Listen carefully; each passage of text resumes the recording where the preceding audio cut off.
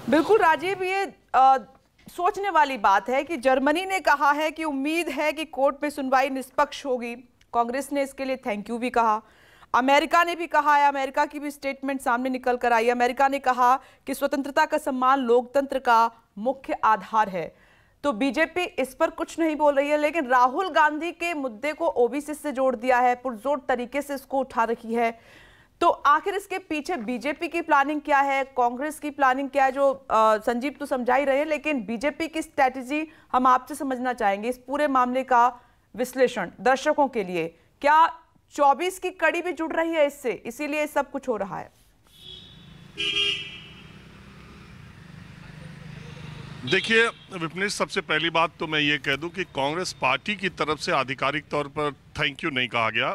कांग्रेस के नेता दिग्विजय सिंह ने कहा है और कई बार उनके बयान बीजेपी के नेताओं के बयान से ज़्यादा बीजेपी का काम कर जाते हैं। दिग्विजय सिंह का ये बयान उस दृष्टि से, अगर आप कपिल सिब्बल को देखिए जो राहुल गांधी के केस में शायद वकील होंगे, तो उन्होंने इसको गलत भी कहा है।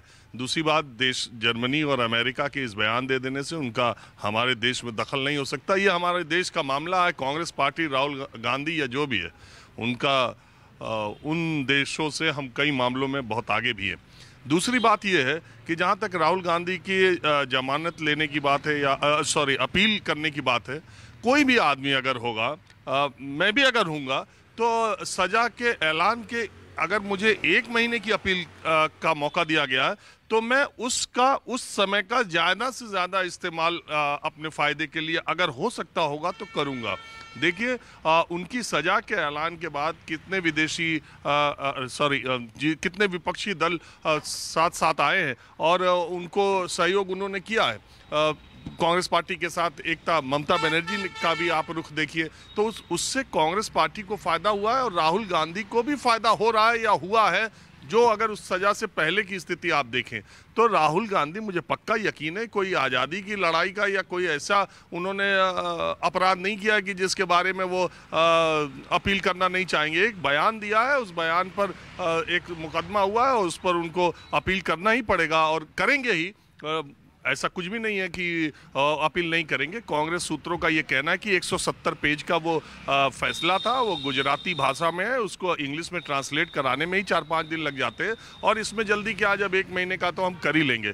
लेकिन बीजेपी की तरफ से ये बेचैनी बार बार दिखाई जा रही कि इतने बड़े बड़े वकील हैं आपके। कांग्रेस पार्टी के भी एक नेता आचार्य प्रमोद जो टीवी पे आते रहते हैं, उन्होंने भी सवाल उठाया कि एक प्रवक्ता के लिए तो कांग्रेस पार्टी तुरंत अपील के लिए चली गई और इसमें इतनी देरी क्यों हो रही है। तो मुझे ऐसा लगता है कि कांग्रेस पार्टी ये सोच रही, उनके पास वकीलों की लंबी फहरिस्त है, वो खड़ा करेंगे ही, लेकिन इसका जितना फ़ायदा हो सकता होगा उतना फ़ायदा लेने की कोशिश करेंगे।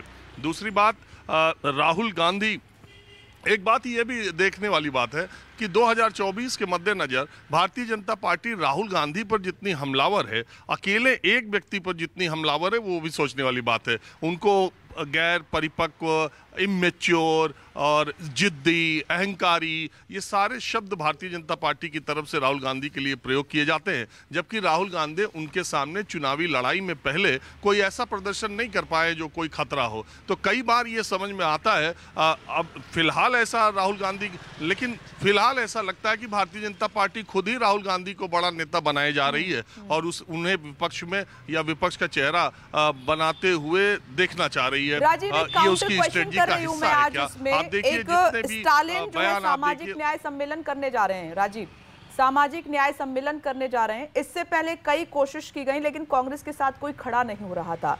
लेकिन राहुल गांधी के इस मामले में जो और क्षेत्रीय दल हैं, उनके सुर एक होते नजर आ रहे हैं। तो क्या इसलिए भी थोड़ी देरी हो रही है ताकि विपक्षी एकता देखने को मिले, राहुल गांधी के नाम पे सब एकजुट हो जाएं, जो अब तक नहीं हो पा रहे थे राहुल गांधी के नाम पर?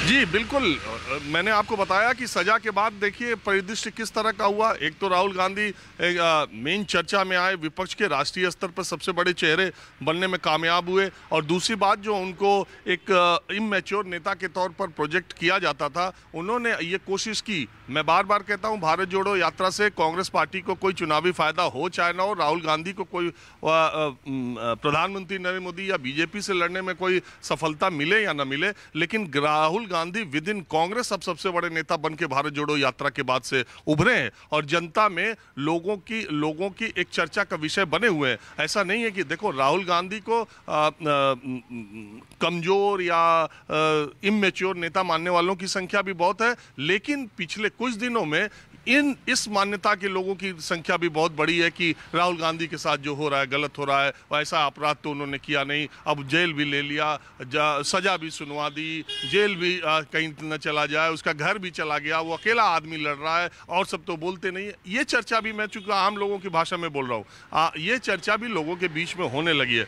लेकिन जब बात आप 2024 के चुनाव की विपनेश करती हैं तो वो बहुत ही समझ लीजिए कि कठिन काम है प्रधानमंत्री नरेंद्र मोदी से। आज की तारीख में 2024 का लोकसभा चुनाव लड़ना विपक्ष के लिए बहुत ही कठिन काम है। वो बहुत ही मजबूती के साथ और उनकी छवि पर अभी मुझे मैं जितना जनता में घूमता रहता हूं, प्रधानमंत्री नरेंद्र मोदी की लोकप्रियता में, उनकी छवि पर कहीं कोई अभी तक उस तरह से डेंट नहीं लगा पाया विपक्षी दल जैसा इन लोग सोच रहे हैं। दूसरी बात यह है कि अगर ये सारे विपक्षी दल एक साथ हो जाए तो प्रधानमंत्री की जो मजबूती आज दिखाई दे रही है शायद वो मजबूती 2024 में नहीं भी हो। 1 साल का वक्त बाकी है और कर्नाटक खुद ही बहुत बड़ा सरदर्द है बीजेपी के लिए, जहां कांग्रेस बहुत ही मजबूती के साथ बीजेपी के साथ चुनाव लड़ने जा रही है।